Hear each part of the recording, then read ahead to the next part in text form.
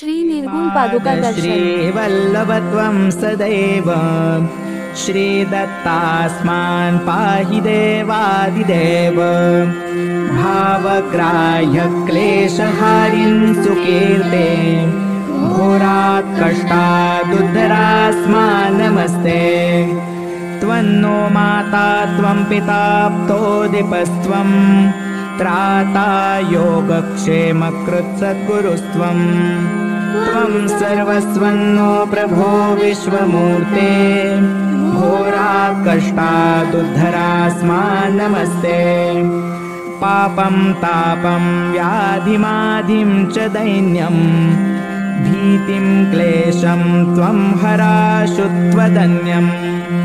त्रातारं नो वीक्ष ईशास्त्रचूर्ते घोरात् कष्टादुद्धरास्मान् नमस्ते। नान्यस्त्राता नापि दाता न भर्ता त्वत्तो देवत्वं शरण्योकहर्ता। कुर्वात्रेयानुग्रहं पूर्णराते घोरात् कष्टादुद्धरास्मान् नमस्ते।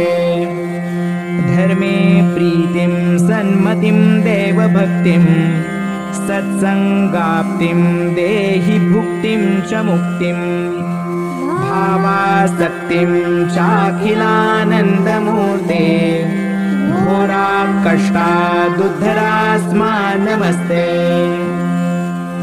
श्लोकपञ्चकमेतद्यो लोकमङ्गलवर्धनम् प्रपठेन्यतो भक्त्या स श्रीदत्तप्रियो भवेत्।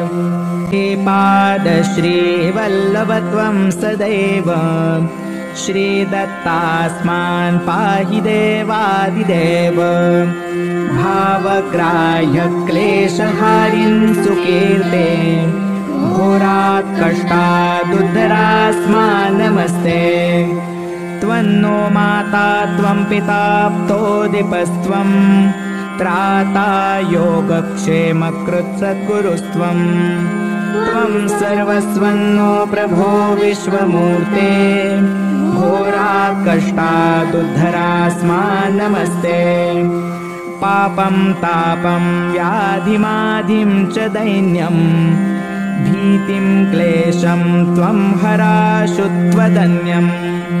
त्रातारं नो वीक्ष ईशास्त्रचूर्ते घोरात् कष्टादुद्धरास्मान् नमस्ते। नान्यस्त्राता नापि दाता न भर्ता त्वत्तो देवत्वं शरण्योकहर्ता। कुर्वात्रेयानुग्रहं पूर्णराते घोरात् कष्टादुद्धरास्मान् नमस्ते। धर्मे प्रीतिं सन्मतिं देवभक्तिं सत्सङ्गाप्तिं देहि भुक्तिं च मुक्तिं। भावासक्तिं चाखिलानन्दमूर्ते घोरात् कष्टादुद्धरास्मान् नमस्ते। श्लोकपञ्चकमेतद्यो लोकमङ्गलवर्धनम् प्रपठेन्यतो भक्त्या स श्रीदत्तप्रियो भवेत्। हे पाद श्रीवल्लभत्वं सदैव श्रीदत्तास्मान् पाहि देवादिदेव। भावग्राह्य क्लेशहारिं सुकीर्ते घोरात् कष्टादुद्धरास्मान् नमस्ते। त्वन्नो माता त्वं पिता प्तोदिपस्त्वं त्राता योगक्षेमकृत्सद्गुरुस्त्वं। त्वं सर्वस्वन्नो प्रभो विश्वमूर्ते घोरात् कष्टादुद्धरास्मान् नमस्ते। पापं तापं व्याधिमाधिं च दैन्यं भीतिं क्लेशं त्वं हराशु त्वदन्यम्। त्रातारं नो वीक्ष ईशास्त्रचूर्ते घोरात् कष्टादुद्धरास्मान् नमस्ते।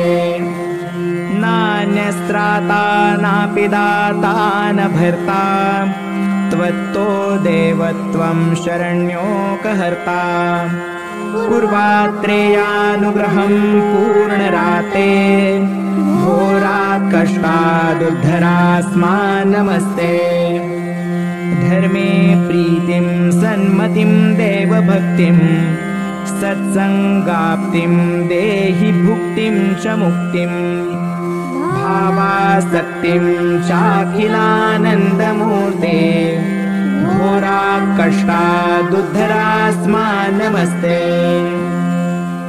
श्लोकपञ्चकमेतद्यो लोकमङ्गलवर्धनम् प्रपठेन्यतो भक्त्या स श्रीदत्तप्रियो भवेत् हे पादश्रीवल्लभत्वं सदैव श्रीदत्तास्मान् पाहि देवादिदेव भावग्राह्य क्लेशहारिं सुकीर्ते घोरात् कष्टादुद्धरास्मान् नमस्ते त्वन्नो माता त्वं पिता प्तोदिपस्त्वं त्राता योगक्षेमकृत्सद्गुरुस्त्वं त्वं सर्वस्वन्नो प्रभो विश्वमूर्ते घोरात् कष्टादुद्धरास्मान् नमस्ते पापं तापं व्याधिमाधिं च दैन्यं भीतिं क्लेशं त्वं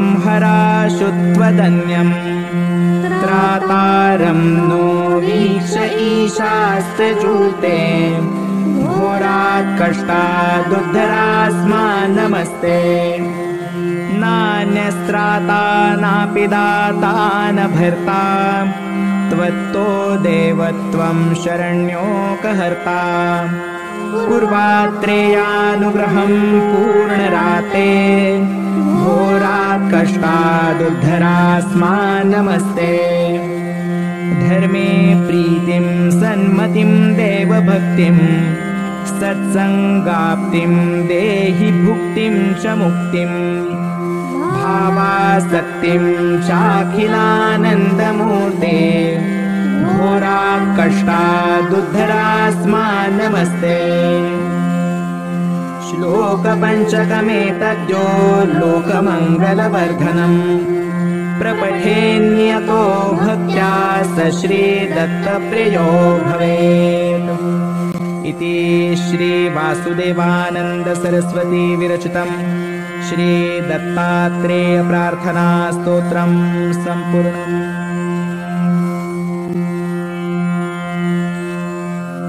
जा संगतीने सविराग झाला मनोदरीचा जडभास गेला साक्षात परात्मा मज भेट वेला विसरू कसामी गुरुपादुका सरस्वती स्वामी महाराज की जय।